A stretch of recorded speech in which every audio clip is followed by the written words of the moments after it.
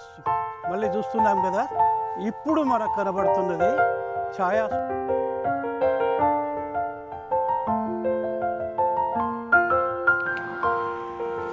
పారగల్లు మత్తడి అంటే చెరువు అలుగు పోసే. ఫ్రెండ్స్, మనం ఇప్పుడు మేము చదువుకున్న ప్రభుత్వ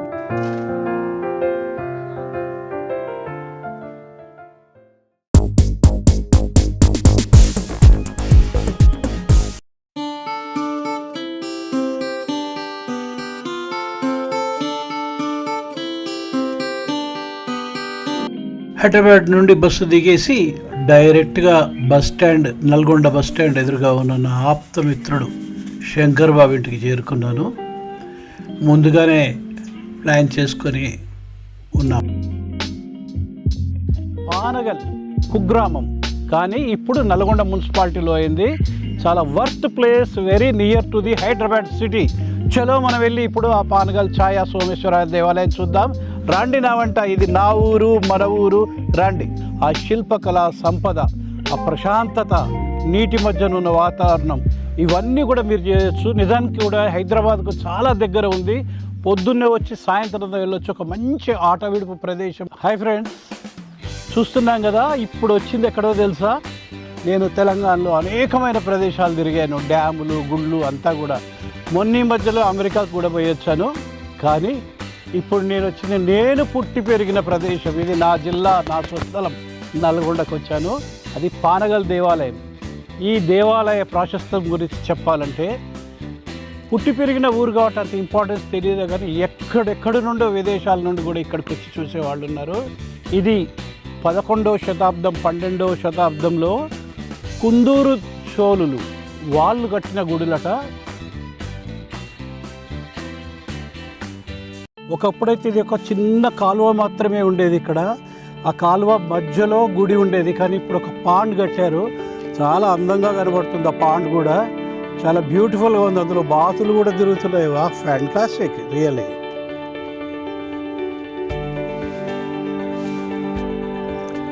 కోరసీమలో ఉన్నట్టుగా ఉంది కదా ఆ చుట్టూ కోలను.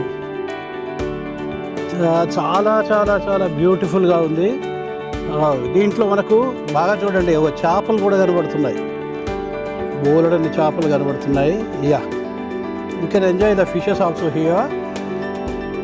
ఎదిగో ఇప్పుడు వెళ్తున్నాం మనము ఛాయా సోమేశ్వర దేవాలయము. ఎదురుగా సూర్యుడి కాంతికి నీడతో ఎంత చక్కగా కనబడుతుందో చూడండి.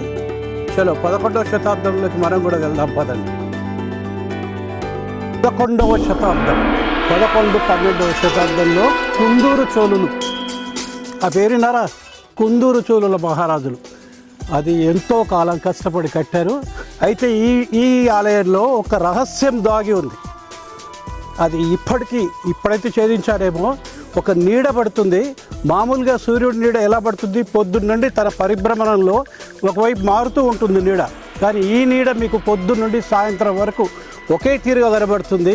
అది ఏ విధంగా వస్తుంది, అది ఎట్లా ఫామ్ అయింది, ఇదంతా ఒక రహస్యంగా చాన్నాళ్ళ పాటు ఉంది. అది మనం వెళ్ళి చూద్దాం. చలో.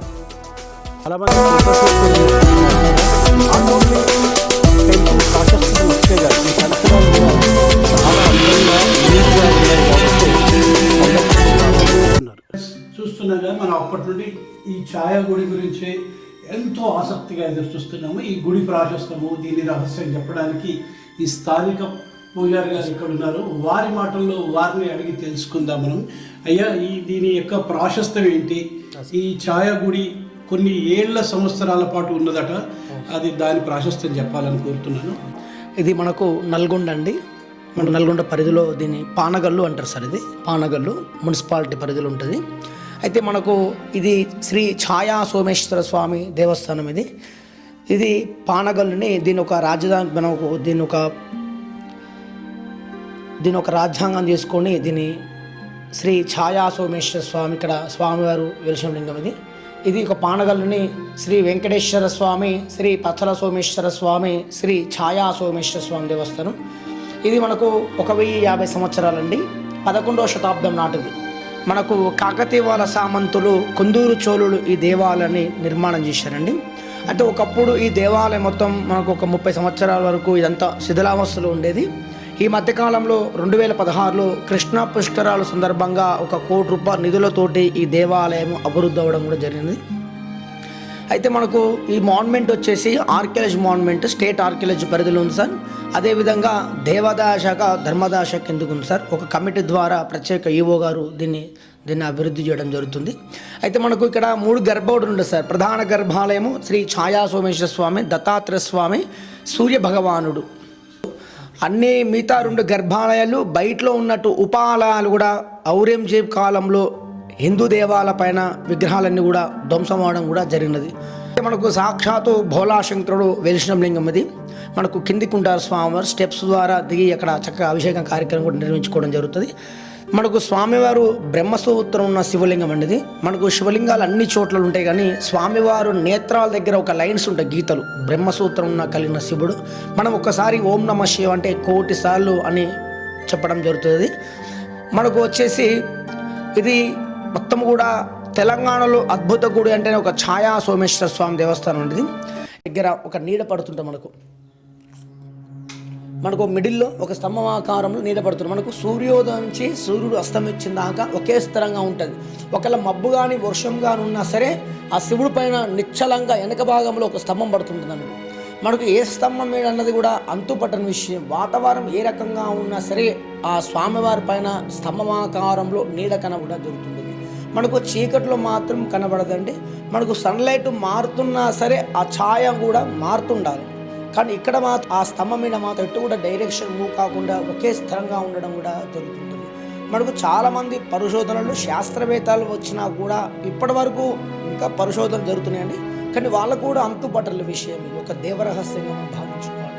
ఎందుకంటే చాలా వరకు ఈ 4 స్తంభాలు కలిపి అక్కడ పడుతుంది, ఈ 2 స్తంభాలని అక్కడ పడడం అందరూ కూడా చెప్పడం కానీ సోషల్ మీడియాలో జరుగుతుంది. కానీ మీరు ఒక స్తంభం అనుకున్నప్పుడు మీ నీడ అక్కడ పడాలి. మీరు ఏ స్తంభం మీద చేయబెట్టినా సరే మీ నీడ మాత్రం అక్కడ పడదు.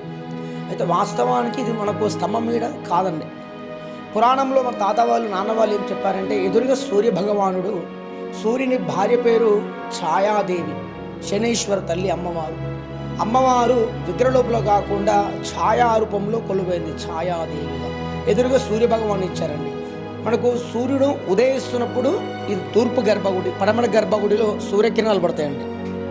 సన్లైట్ అస్తమిస్తున్న తర్వాతకి సూర్యభగవాన్ సాయంత్రం కిరణాలు అక్కడ పడతాయండి.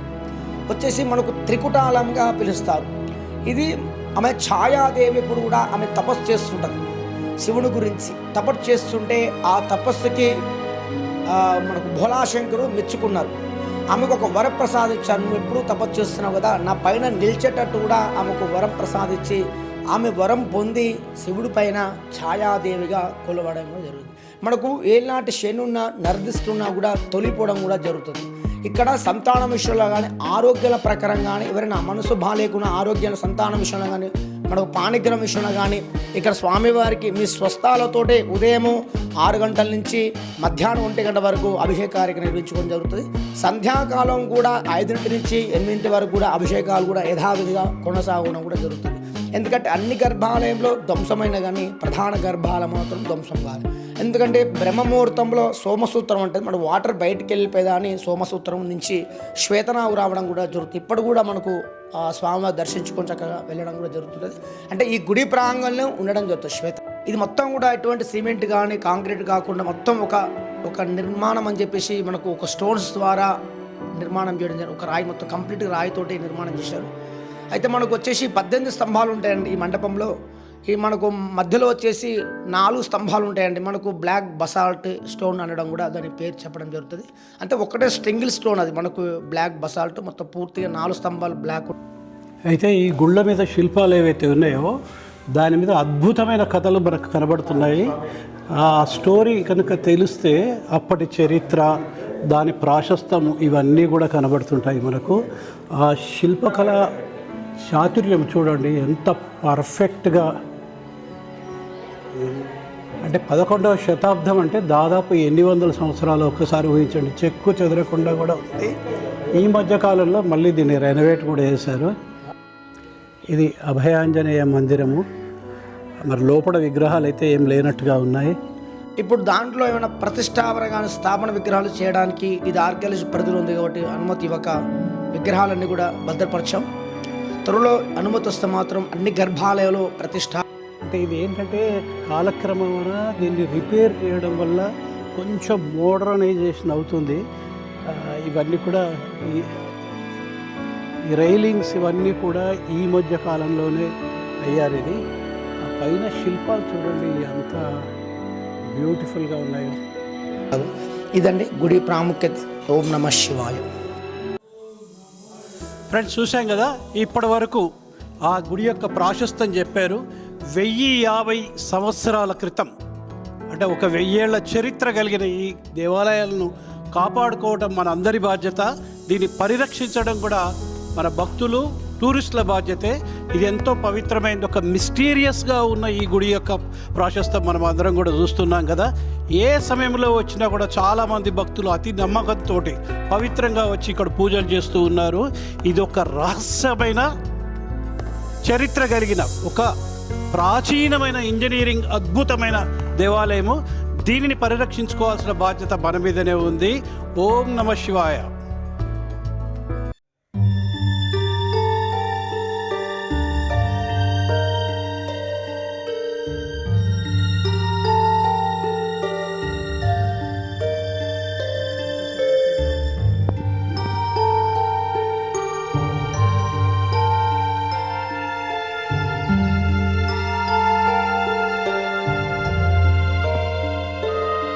మేడం, మీరు ఎక్కడి నుండి వచ్చారండి?